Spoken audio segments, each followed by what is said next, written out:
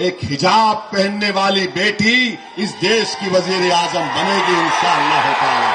হতে পারে না হওয়ার কি আছে। দেখুন, আচ্ছা হিজাব পরা যদি মহিলা যদি মানে মানে তিনি তার ধর্মচারণ করে, হিজাব পরার সাথে তার প্রগতিশীলতার কোনো প্রকার বিরোধ আছে নাকি?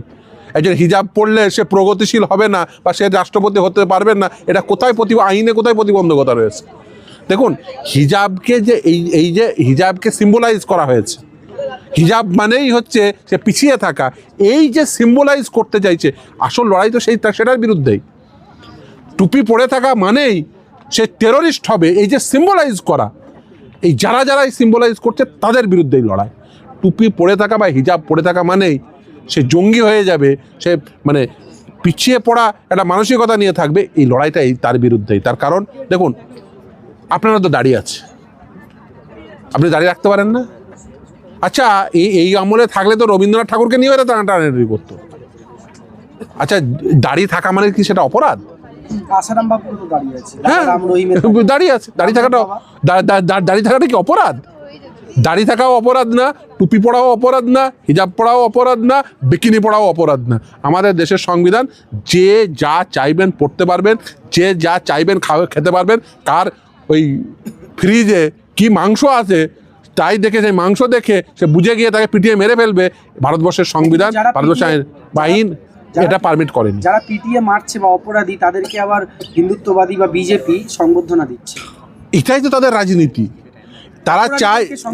তারা চায় অপরাধীদের বেসিক্যালি রাজত্ব কায়েম করতে। যারা এই অপরাধীদের রাজত্ব কায়েম করতে চায়, সে বিজেপি হোক তৃণমূল হোক, উভয়ের বিরুদ্ধে, এই অপরাধীদের রাজত্ব কায়েমের বিরুদ্ধেই তো লড়তে হবে।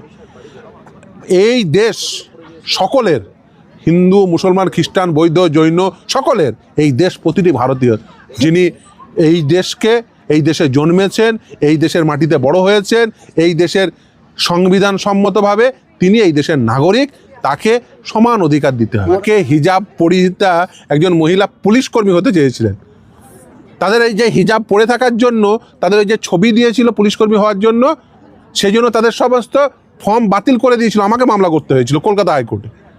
এই পশ্চিমবঙ্গের ক্ষেত্রে মমতা বন্দ্যোপাধ্যায়ের ক্ষমতায় পুলিশের কনস্টেবল পদে হিজাব পরে, মানে হিজাব বলতে পুরো মুখ ঢাকা না, শুধুমাত্র মুখটা চেনা যাচ্ছে, মাথাটা ঢাকে। কারণ মুসলিম মহিলারা তারা পদ্মানসীন হন, তো কেউ যদি মাথায় আচ্ছাদন দেয় তাতে অপরাধ কি? পুলিশ তো এমনি টুপি পড়ে, কতজন টুপি পড়ে, কতজন স্টাইলের জন্য টুপি পড়ে, কতজন টাক ঢাকার জন্য টুপি পড়ে। আচ্ছা আপনি আমাকে বলুন, একটা সিম্পল লজিক বলুন। আচ্ছা টাক ঢাকার জন্য লোকে টুপি পড়ে না, স্টাইল করার জন্য লোকে টুপি পড়ে না, বাঁচার জন্য টুপি পড়ে না? আরে আপনি ছেড়ে দিন, দিল্লিতে চলে যান, দিল্লিতে দেখবেন ওই যখন স্কচিং হিট, যখন একদম মাথার উপরে সূর্য, তখন দেখবেন যে মানুষ দেখবেন ওই হিট থেকে বাঁচার জন্য, লু থেকে বাঁচার জন্য পুরো মাথা ঢেকে এখান পর্যন্ত ঢেকে রাখে। কেন? ওই গরম হাওয়াটা ঢোকে। যার যা পছন্দ সে পড়বে, যার যা পছন্দ সে খাবে, যার যা পছন্দ, যাকে পছন্দ বিয়ে করবে।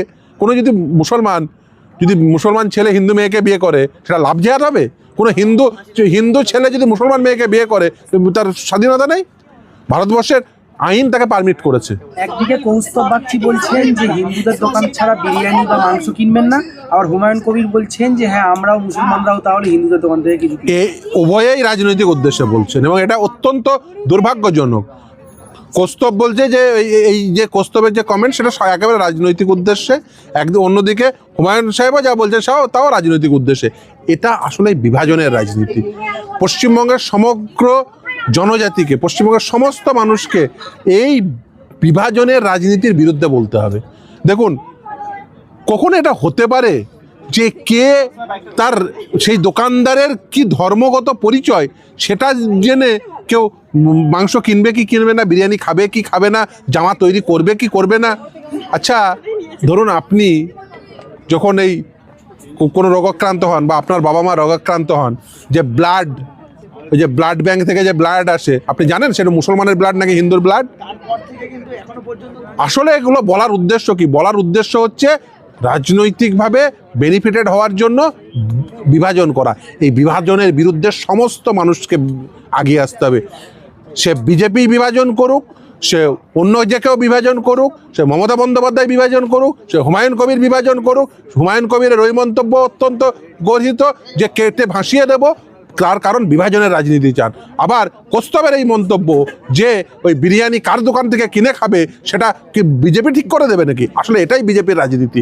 বিজেপির রাজনীতি কি না, তুমি কি পড়বে বিজেপি ঠিক করে দেবে, তুমি কি খাবে বিজেপি ঠিক করে দেবে, তুমি কিভাবে চলবে বিজেপি ঠিক করে দেবে, তুমি কাকে ভোট দেবে বিজেপি ঠিক করে দেবে। আপনাকে বিজেপি বা জিহাদি না বলে দেয়।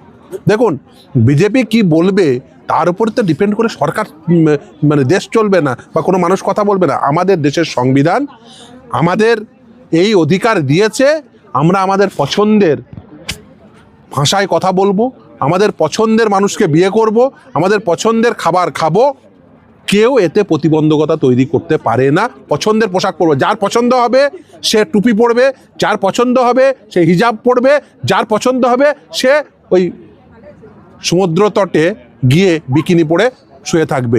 এটা কেউ বলতে পারবে না না ও বিকিনি পরতে পারবে না বা ও হিজাব পরতে পারবে না। বিকিনি পরার স্বাধীনতাও রয়েছে সমুদ্র তটে, আর হিজাব পরারও স্বাধীনতা রয়েছে। আমাদের সংবিধান এই স্বাধীনতা প্রতিটি নাগরিককে দিয়েছে। সেই স্বাধীনতার এক্সারসাইজ করার ক্ষেত্রে যারা প্রতিবন্ধকতা তৈরি করবে তারা প্রত্যেকেই ভুল করছে। মমতা ব্যানার্জি এখন বলছেন ওবিসি নিয়ে নতুন করে সংরক্ষণ করবে।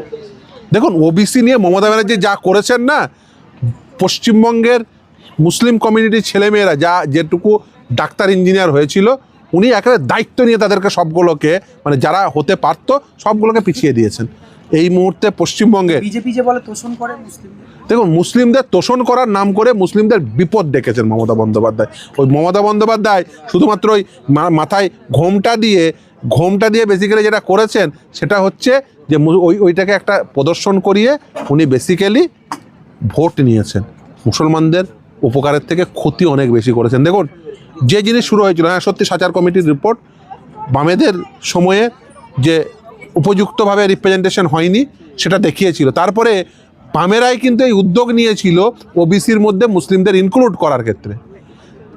আর্থসামাজিক অবস্থা দেখে এই যে ওবিসি মামলায় যেভাবে ডকুমেন্ট দিয়ে প্রমাণ করা উচিত ছিল যে হ্যাঁ এই কমিউনিটির মানুষগুলো তারা ওবিসি অন্তর্ভুক্ত হতে পারে, সেই ডকুমেন্টগুলো সব চেপে রাখা হয়েছে।